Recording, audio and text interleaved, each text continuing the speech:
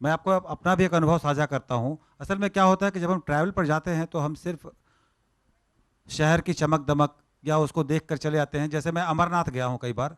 अमरनाथ के बारे में ऐसा कहा जाता है कि वहाँ पर भगवान शिव ने पार्वती जी को अमर होने की कथा सुनाई थी।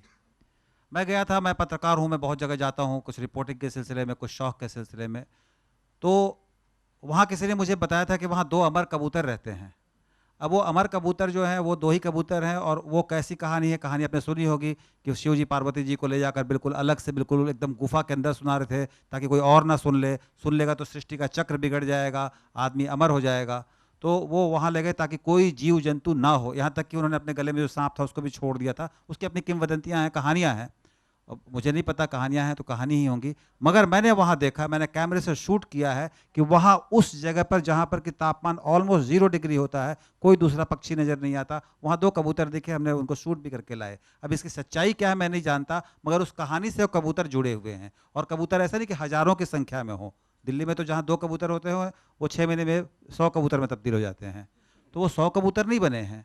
तो ऐसी चीज़ें हैं। और मेरा ये भी मानना है कि सैर करना जो है वो सैर वही कर सकता है जो ये मान ले कि ज़िंदगी ना मिलेगी दोबारा। वरना हम तो जन्म लेने के बाद स्कूल में दाखिला लेते हैं, ब्रांडेड स्कूल में जाते हैं और कोई ऐसी पढ़ाई करते हैं ताकि हमें नौकरी मिल जाए, हमारी ज़िंदगी बिल्कुल सुगमता से गुजरने लगे।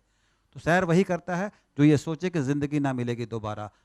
गरिमा जी, आपको अगर सरकारी तौर पर नहीं भेजा गया होता वहाँ पर, तो क्या आप जाती या जाना चाहेंगी? ज़रूर जाना चाहूँगी ऐसी सब जगह।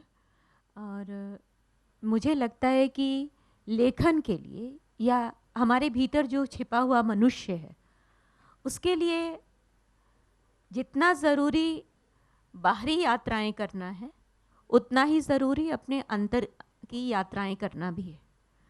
हमारे भीतर एक निरंतर यात्रा चलती रहती है और वह यात्रा जब बाहर की यात्रा से मिल जाती है तो यात्रा वृत्तांत का जन्म होता है।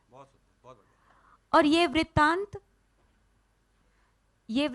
सिर्फ वृत्तांत नहीं होता, ये सिर्फ वर्णन नहीं होता। हम कहीं इसलिए नहीं जाते कि वहाँ के होटलों की जानकारी और वहाँ के रास्तों की जानकारी हम लोगों को पेश करें, बल्कि उस जगह वहाँ की संस्कृति उस बिंदु पर खड़े होकर अपने देश की तरफ देखें। कई बार दूर से देखने पर चीज़ें ज़्यादा साफ नज़र आती हैं। सर, डॉक्टर साहब आपने मीडिया की बात कही, मैं एक छोटा सवाल आपसे और एक संदीप जी से पूछूंगा। आपको स्वर्ग की सीढ़ी मिली क्या वहाँ? देखिए, जहाँ तक स्वर्ग की सीढ़ी का सवाल है, वो एक कहानी में है, एक किंवदंती में है। और अगर आप उन पहाड़ों पे देखे जाके, जो बद्री विशाल के साइड नज़दीक है, तो वो सीढ़ियों के रूप में कटा हुआ है। तो इसलिए उसको वहाँ लोग स्वर्ग की सीढ़ी बोलते हैं। अब कथा सच हो ज़रूरी नहीं है। कोई कथा पूरी तरह से सच नहीं होती। हर सच में थोड़ा झूठ है और हर झूठ में थोड़ा सच है।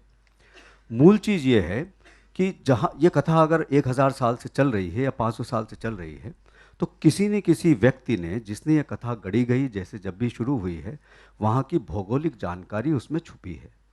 मैं कथा को उस रूप में लेता हूँ।